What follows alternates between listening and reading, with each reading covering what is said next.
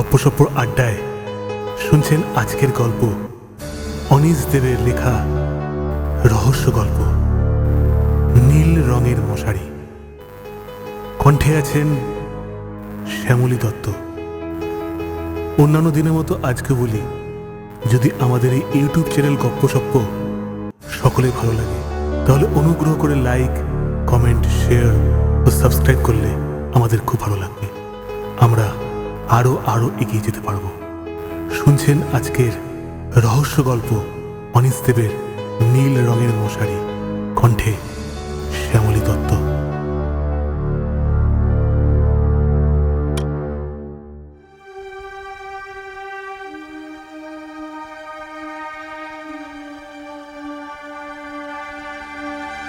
এই ঘটনা কাউকে কখনো বলিনি, কিন্তু এই 5 বছর ধরে ব্যাপারটা বুকে চেপে রেখে আমি হাঁপিয়ে উঠেছি। মনে হচ্ছে এই বুঝি দম বন্ধ হয়ে মারা যাব। যদি যাই তাহলে এ ঘটনা আর কেউ কখনো জানতে পারবে না, আর আমিও আপনাদের কাছে বিচার চাইতে পারবো না, বলতে পারবো না সব তো শুনলেন, এবারে আপনারাই বলুন আমি কোনো অন্যায় করেছি কিনা।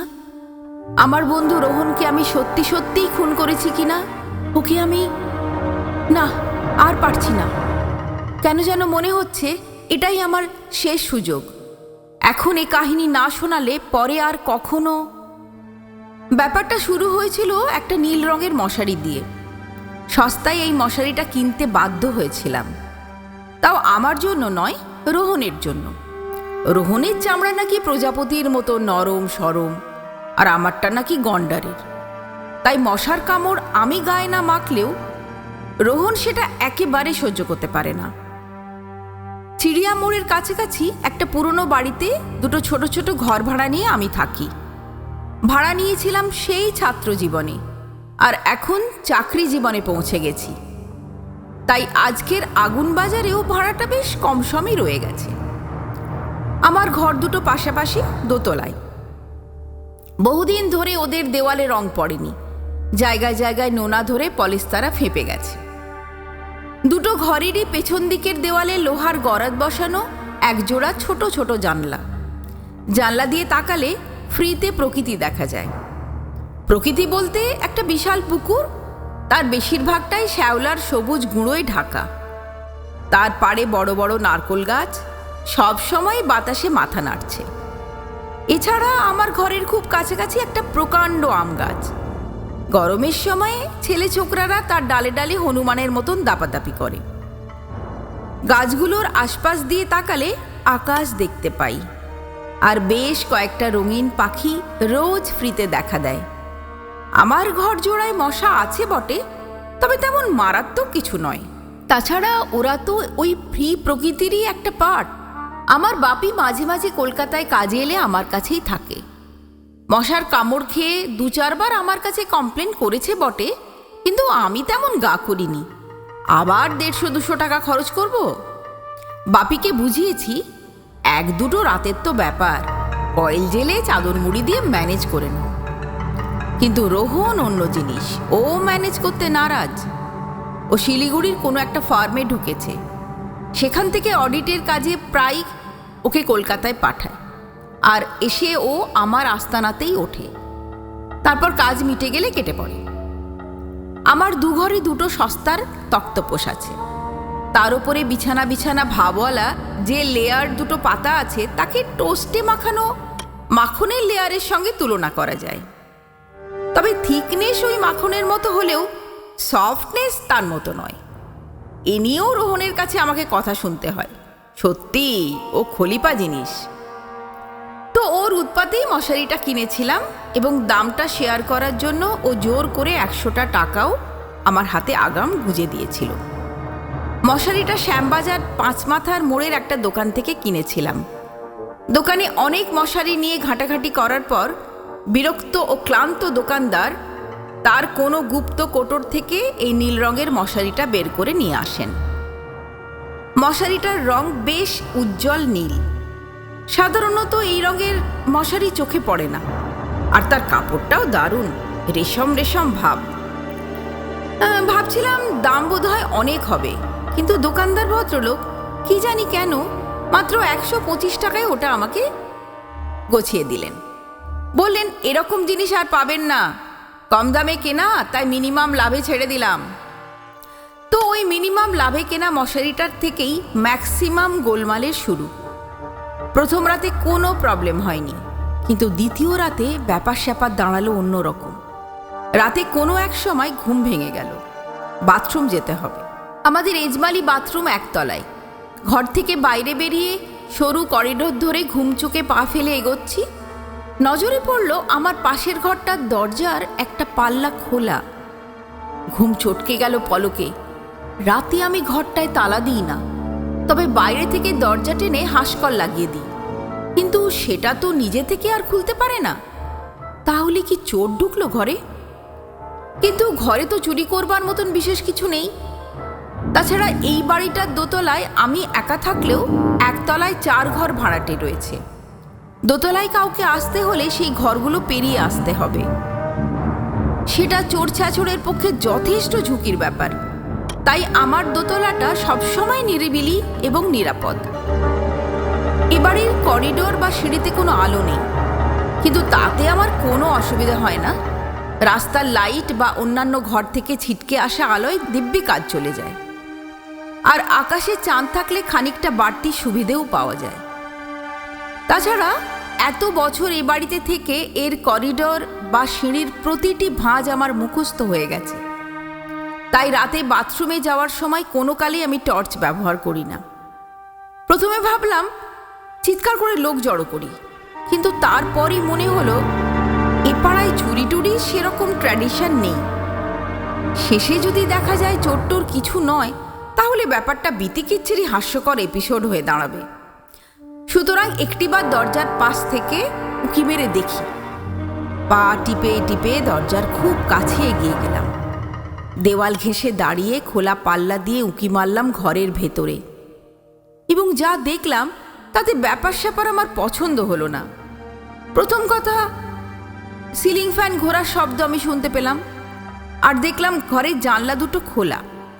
খোলা জানলা দিয়ে অন্ধকার গাছের ডালপালা আর খানিকটা আকাশ দেখা যাচ্ছে। বাইরে বাতাসে গাছের পাতা নড়ছে। অথচ রোজ রাতে আমি ঝড় বৃষ্টির ভয়ে জানলা দুটো নিজের হাতে ছিটকিনি এঁটে বন্ধ করি। কাল রাতেও করেছি। জানলা দুটো এমন হাট করে খুলল কে? আশ্চর্য, কোনো চোর নিশ্চয়ই এই কাজ করবে না।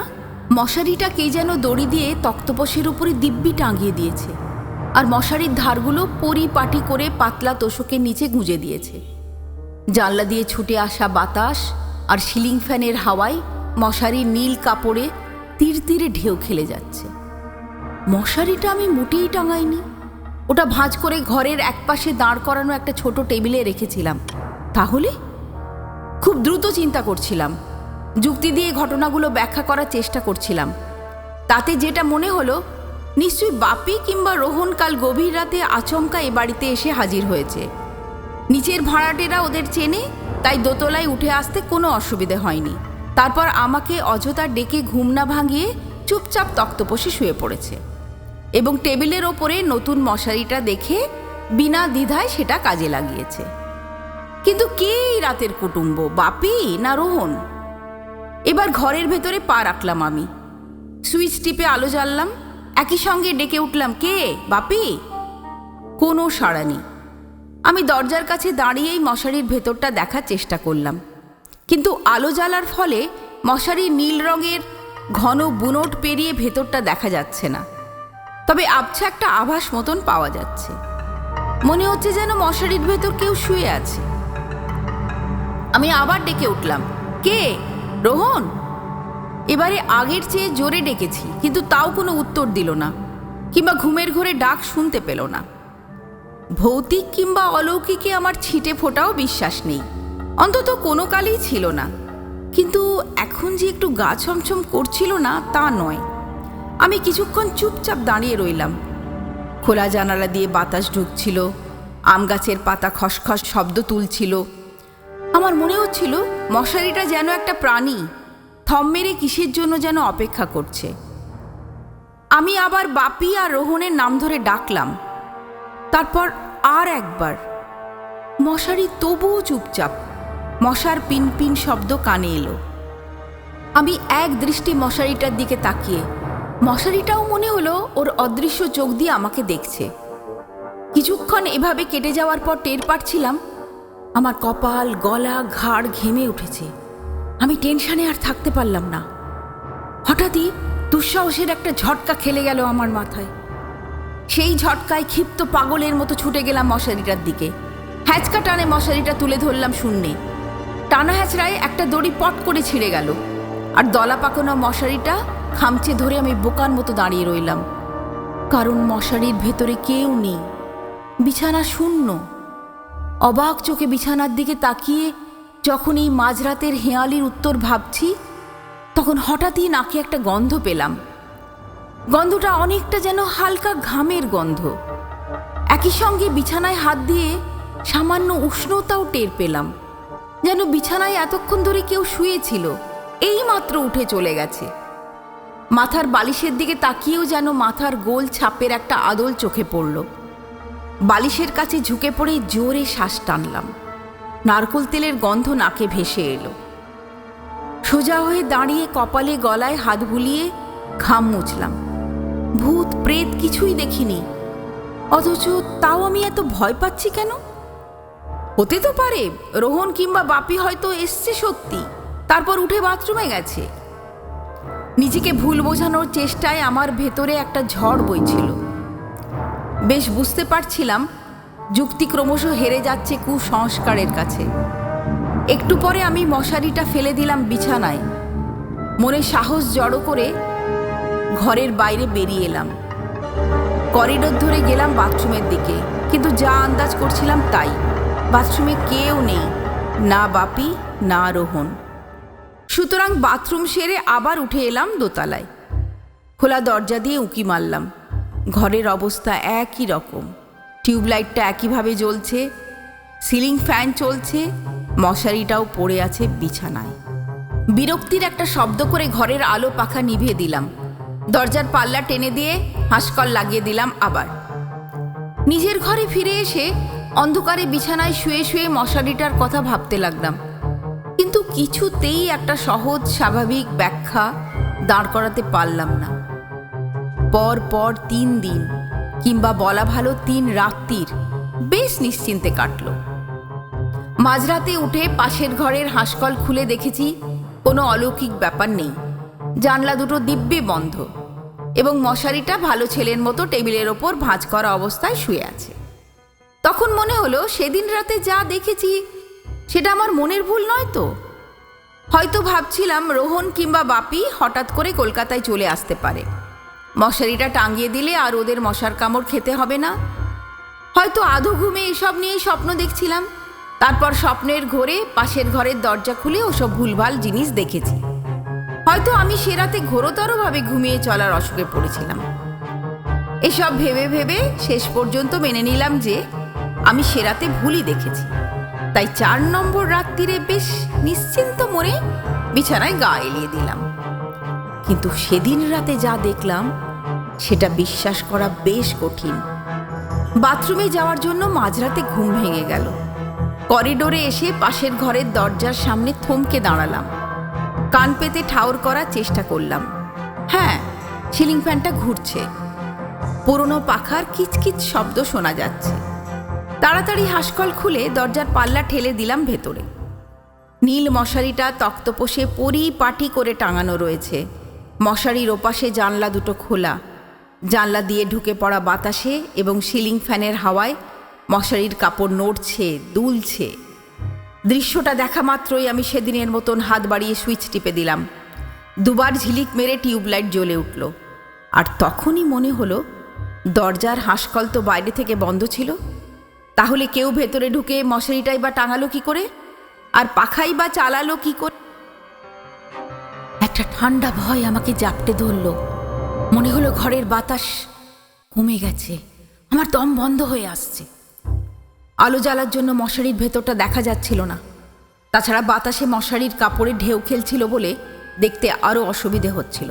হঠাৎই আমার মনে হলো মশারির ভেতরে কেউ যেন নড়ছে, কারণ কোনো শব্দ টব্দ না হলেও মশারিটা জায়গায় জায়গায় ফুলে উঠছিল, মানে কারোর মাথা কিংবা হাতটাতের আদল দেখা যাচ্ছিল, যেন মশারির ভেতর থেকে কেউ আমাকে ভালো করে দেখার চেষ্টা করছে, অথবা মশারির দেওয়াল ফুঁড়ে বেরিয়ে আসতে চাইছে। আমি একেবারে পাথর হয়ে গেলাম। অবাক ভয়ের চোখে সেই অপার্থিব দৃশ্যের দিকে হাঁ করে তাকিয়ে রইলাম। আমার কপাল থেকে ঘামের ফোঁটা যে গাল বেয়ে গড়িয়ে পড়ছে সেটা অনুভবে টের পেলাম। হঠাৎ শ্বাস প্রশ্বাসের ফোঁস ফোঁস শব্দ কানে এলো। শব্দটা এমন যেন কেউ হাঁপাচ্ছে। স্পষ্ট বুঝতে পারলাম শব্দটা আসছে মশারির ভেতর থেকেই। কিন্তু কে রয়েছে মশারির ভেতরে?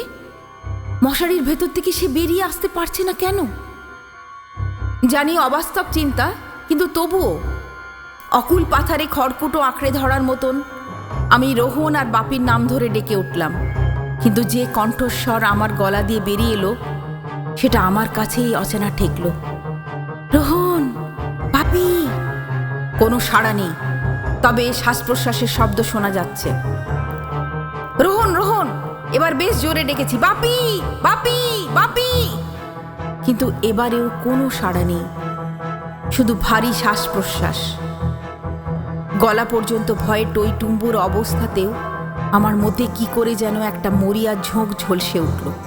মনে হলো মশারিটাই আমার চিরশত্রু, ওটাই বড় বড় নিঃশ্বাস ফেলছে। সঙ্গে সঙ্গে পাগলের মতো ছুটে গিয়ে ঝাঁপিয়ে পড়লাম মশারিটার ওপরে। পটপট করে মশারি টাঙানো দুটো দড়ি ছিঁড়ে গেল, আর আমি শূন্য মশারি বুকে নিয়ে তক্তপোষে আছড়ে পড়লাম। তারপর পাগলের মতন মশারিটাকে হাতড়াতে লাগলাম। কারো অস্তিত্বের খোঁজে চাপড় মেরে থাপড়ে থাপড়ে দেখতে লাগলাম ওটার নানান জায়গায়, কিন্তু কোনো লাভ হলো না, কেউ নেই। এক প্রবল আক্রোশে মশারিটা টান মেরে বিছানা থেকে ছাড়িয়ে নিলাম। তারপর দলা পাকানো মশারিটা হাতে নিয়ে শূন্য বিছানার দিকে হতবাক হয়ে তাকিয়ে রইলাম।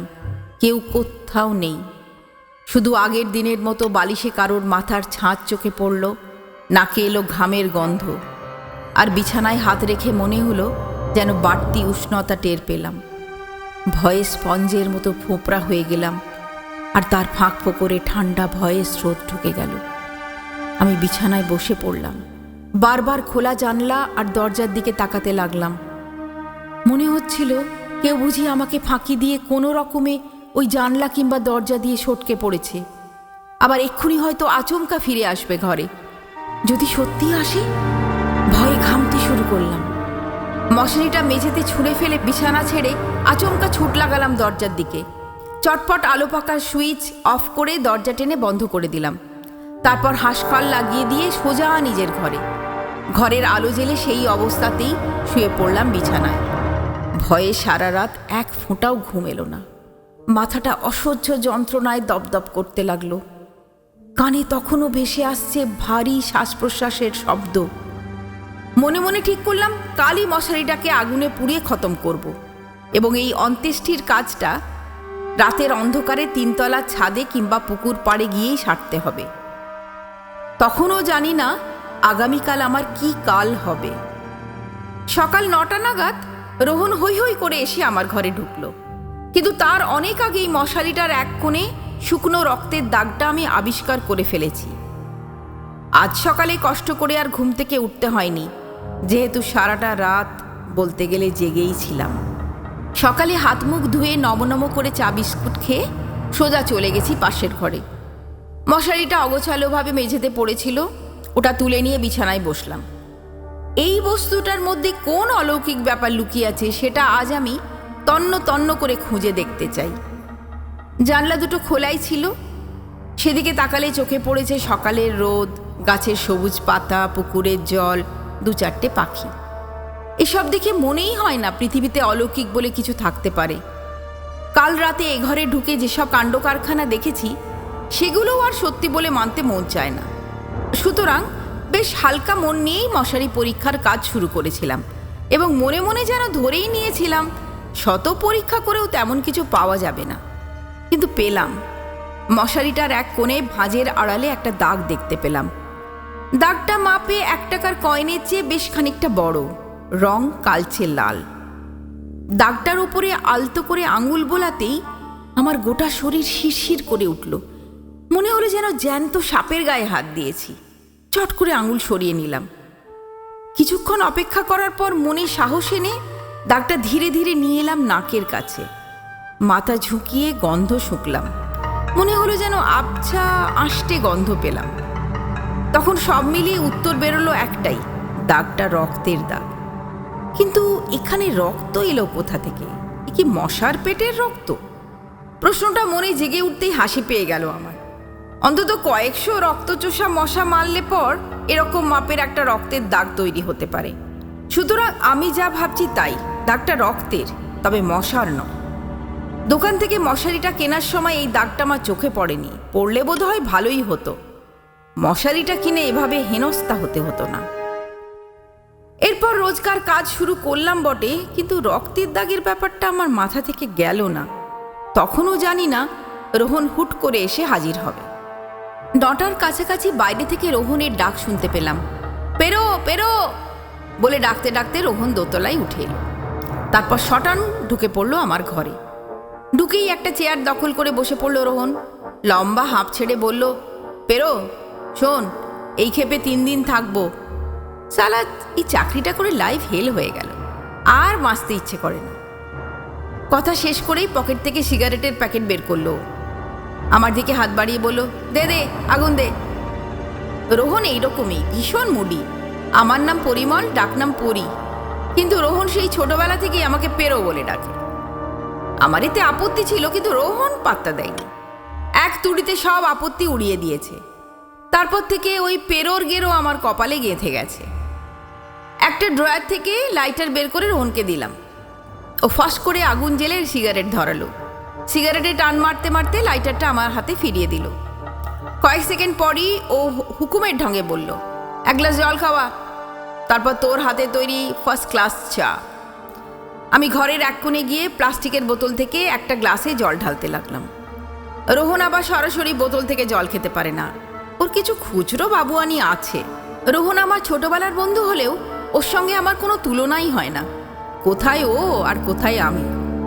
রোহন পড়াশোনায় বরাবর 1 নম্বর, আর আমি যে কত নম্বর সেটা সে ভুলেই গেছি। ও দেখতে সুন্দর, ফর্সা, মাথায় কোঁকড়া চুল, চিবুকের ডান দিকে ছোট্ট তিল, বিউটি স্পট, শক্তপোক্ত চেহারা, মাথায় বেশ লম্বা, তাছাড়া দারুণ চাকরি করে। আর আমি রোগা, কালো, হাইট মাঝারি, বুদ্ধিও তাই, সেই সঙ্গে চাকরিটাও। সত্যি মাঝে মাঝে রোহনকে আমার হিংসে হয়। ওকে দেখলেই আমি কেমন যেন একটা কমপ্লেক্সে ভুগি। বন্ধু হলেও ওর সামনে আমি যেন ঠিক সহজ হতে পারি না। ও যখনই আমাকে কিছু বলে তার মধ্যে সবসময় একটা চাপা অর্ডারের ভাব থাকে, যেমন এখন। চাটা খেয়ে পায়ের ওপর পা তুলে বসলো রোহন, আবার জুত করে সিগারেট ধরিয়ে বলল, পেরো, আজ আর তোর অফিসে গিয়ে কাজ নেই। আমি বাজার থেকে মুরগি নিয়ে আসছি, তুই কষে রান্না কর। আমি খেয়ে দিয়ে 2টোর সময় কাজে বেরোবো। তারপর 7টা 7:30টায় ফিরলে দুজনে মিলে পুকুর পাড়ে বসে আড্ডা মারব। রিয়েলি ওই জায়গাটা না ফ্যান্টাস্টিক। সত্যিই আমার বাড়ির পেছনে যে পুকুর আছে তার পাড়ে সন্ধেবেলা বসে থাকতে বেশ লাগে। রোহন যখনই আমার আস্তানায় এসে ওঠে তখনই পুকুর পাড়ে বসে আড্ডা মারার সুযোগ খোঁজে। এক একদিন আমি আর ও রাত 11টা পর্যন্তও আড্ডা মেরেছি। তাছাড়া রোহন আড্ডা জমাতেও পারে। কত বিষয়ে যে ও কত কিছু জানে, আর অনর্গল সুন্দর করে কথা বলতে পারে। কথার মাঝে সামান্য ফাঁক পেতেই আমি ওকে জানালাম যে আমি একটা বিউটিফুল মশারি কিনেছি। শুনেই রোহন একেবারে হই হই করে উঠল, বলল, পেরো, একদিনে তুই একটা কাজের কাজ করেছিস, আজ রাতে মাইনাস মশা ঘুমানো যাবে। রোহন আমাকে মশারির দামের বাকি 25টা টাকা দিতে চাইছিল, কিন্তু আমি নিলাম না। বললাম, খানিকটা কন্ট্রিবিউশন আমারও থাক, সবসময় তো ওটা আমিই ব্যবহার করব, তুই আর কদিন ইউজ করবি।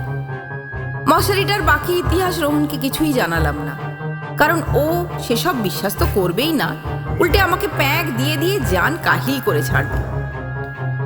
সারাটা দিন আমাদের সুন্দরভাবে কাটলো। রাতে খাওয়া দাওয়ার পর দুজনে দুঘরে শুয়ে পড়লাম।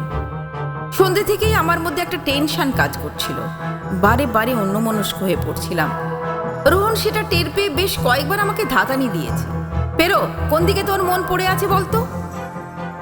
যাই হোক, রাতে যখন আলো নিভিয়ে শুয়ে পড়লাম তখন টেনশনটা যেন আরো জাঁকিয়ে বসলো। অন্ধকারে জেগে রইলাম, কিছুতেই ঘুম এলো না। আমি যেন কিসের জন্য অপেক্ষা করছিলাম। মনে হচ্ছিল এই বুঝি পাশের ঘর থেকে রোহনের চিৎকার শুনতে পাবো, পেরো পেরো, কুইক, বাঁচা আমাকে। অনেক রাতে, রাত তখন কত হবে জানি না, পাশের ঘর থেকে মনে হলো যেন একটা শব্দ পেলাম, আর তার ঠিক পরেই কথাবার্তার শব্দ। চাপা গলায় দুজন লোক কথা বলছে, কিন্তু পাশের ঘরে রোহন তো একা। এত রাতে কার সঙ্গে ও কথা বলবে? তাহলে কি নিচে পুকুর পাড়ে দাঁড়িয়ে কেউ কথা বলছে, আর সেই কথাবার্তা আমি দোতলার ঘর থেকে শুনতে পাচ্ছি? কিন্তু এত রাতে কারা কথা বলবে? বিছানা ছেড়ে উঠে পড়লাম, জানলার কাছে গিয়ে পুকুর পাড়ের দিকে তাকালাম। চাঁদের আলোয় আবছাভাবে সব দেখা যাচ্ছিল, কিন্তু কোনো মানুষজন আমার নজরে পড়ল না। অথচ চাপা কথাবার্তার শব্দ আমি তখনও শুনতে পাচ্ছিলাম। মনে হলো পাশের ঘর থেকেই আওয়াজটা আসছে। আর দেরি করলাম না, অন্ধকারেই দরজা খুলে করিডোরে বেরিয়ে পড়লাম। রোহনের ঘরের কাছে এসে দরজায় কান পাতলাম। সিলিং ফ্যানের শব্দ ছাড়াও কিছু কথাবার্তার শব্দ শোনা যাচ্ছে। কথাগুলো বোঝা না গেলেও ব্যাপারটা যে অনেকটা বচসার মতন, সেটা আঁচ করা যাচ্ছে। দরজায় দুবার টোকা দিয়ে চাপা গলায় ডেকে উঠলাম, রোহন, রোহন। সঙ্গে সঙ্গে সবাই চুপ করে গেল, শুধু সিলিং ফ্যানের কিচকিচ শব্দ। এ ঘরের দরজার ছিটকিনিটা বেশ গোলমেলে, ঠিকমতো আটকাতে চায় না। বাইরে থেকে দরজার পাল্লায় একটু ঠোকাঠুকি করলেই খুলে যায়। তাছাড়া রোহন অনেক সময় ছিটকিনি না এঁটেই শুয়ে পড়ে, কারণ ও ভালো করেই জানে এ ঘরে চুরি করবার মতো কিছু নেই। রোহন কোনো উত্তর দিচ্ছে না দেখে আমি আবার ওর নাম ধরে ডাকলাম, কিন্তু 3 বার ডেকেও সাড়া না পেয়ে দরজায় বেশ জোরে 2 বার ধাক্কা দিলাম। ঠং করে ছিটকিনিটা পড়ে গেল, নাকি রোহনই ছিটকিনিটা ওরকম আওয়াজ করে খুলল কিনা কে জানে। এবারে দরজা ঠেলতেই খুলে গেল। ঘরের ভেতরটা অন্ধকার, নাকে এলো সিগারেটের গন্ধ। আমার সিগারেট বিড়ির অভ্যেস নেই বলে গন্ধটা বেশ চড়া লাগলো। রোহন? কেউ সাড়া দিল না, অথচ তক্তপোষের দিক থেকে সামান্য নড়াচড়ার শব্দ পাচ্ছিলাম। চাপা টেনশনে আমার দম বন্ধ হয়ে আসছিল, তাই আর দেরি না করে ঘরের আলো জ্বেলে দিলাম। তারপর স্তম্ভিত হয়ে তাকিয়ে রইলাম নীল রঙের মশারিটার দিকে। মশারির ভেতরে কিছু একটা নড়ছে, কারণ মাঝে মাঝে মশারিটা জায়গায় জায়গায় ফুলে উঠছে। ওটার নীল রঙের কাপড় ভেদ করে ভেতরটা কিছু দেখা যাচ্ছে না, শুধু আকারহীন একটা কালচে ছায়ার আভাস পাওয়া যাচ্ছে। আমি আবার রোহনের নাম ধরে ডাকলাম, রোহন, রোহন। মশারির ভেতর থেকে কোনো উত্তর এলো না, তবে এলোমেলো নড়াচড়াটা চলতেই লাগলো। আমি আর সহ্য করতে পারলাম না। মনের ভেতরে ভয় আর কৌতূহলে টানাপোড়েন চলছিল। মনে হলো রোহন আমাকে নিয়ে একই রসিকতা করছে, তাই রোহন বলে ডেকে ছুটে চলে গেলাম মশারির দিকে। এক হ্যাচকায় মশারিটা টান মেরে খুলে দিল। মশারির ভেতরে কেউ নেই, সব শূন্য। পাগলের মতন টানা হিচড়া করে দড়ি টড়ি ছিঁড়ে মশারিটা 2 হাতে খামচে ধরলাম বুকে। উত্তেজনায় বড় বড় শ্বাস নিতে লাগলাম। কোথায় গেল রোহন? ওই তো মেঝেতে ওর হাওয়ায় চটি জোড়া পড়ে আছে। ওই যে দেওয়ালের কাছে দাঁড় করা রয়েছে ওর সবুজ রঙের ভিআইপি সুটকেস। এগুলো ফেলে রেখে কোথায় উধাও হলো?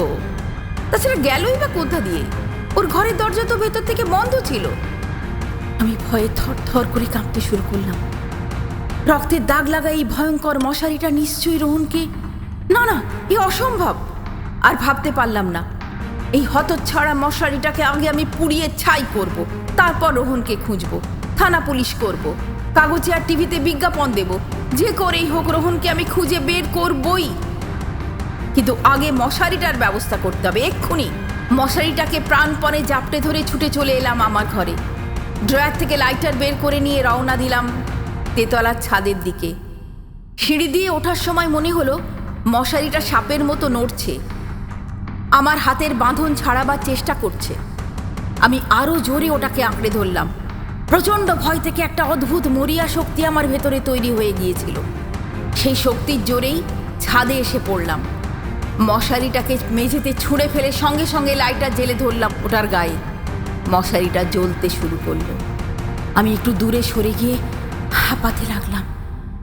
দেখতে লাগলাম একটা অশুভ অলৌকিক শক্তি জ্বলছে, পুড়ছে। কালো ধোঁয়া আর পোড়া গন্ধ ছড়িয়ে পড়ছে বাতাসে। আকাশে চাঁদ, তারা আর রাতের বাতাস এই অন্ত্যেষ্টির সাক্ষী হয়ে রইল। হঠাৎই একটা অদ্ভুত ক্লান্তি আমাকে জড়িয়ে ধরল। তন্দ্রার টানে চোখের দৃষ্টি ঝাপসা হয়ে আসতে লাগল। আর ঠিক তখনই আমাকে চমকে দিয়ে যন্ত্রণায় চিৎকার করে উঠল কেউ, উহ, জ্বলে যাচ্ছি, পুড়ে যাচ্ছি, বেরো, আমাকে বাঁচা, বেরো, প্লিজ আমাকে বাঁচা। রোহনের গলা আমার কানে গরম শিশে হয়ে ঢুকে পড়ল। আমি দোকানে আঙ্গুল গুঁজে দিলাম, আতঙ্কে চোখ বুজে ফেললাম। কিন্তু এখন তো আর কিচ্ছু করার নেই। মশারিটা জ্বলে পুড়ে খাক হয়ে যাচ্ছে। যাক,